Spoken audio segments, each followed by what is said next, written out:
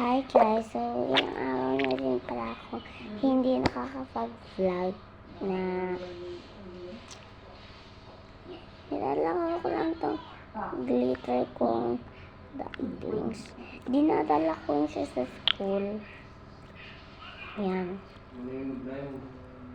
Dinadala ko siya sa school namin. Glitter siya ha.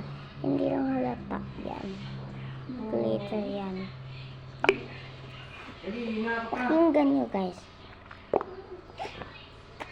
Tawang-tawa talaga kami dito kasi parang may umuutak. Ito.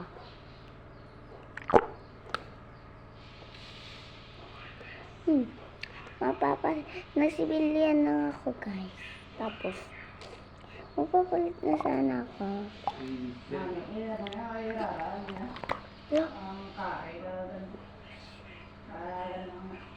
Ito, nabutas ka.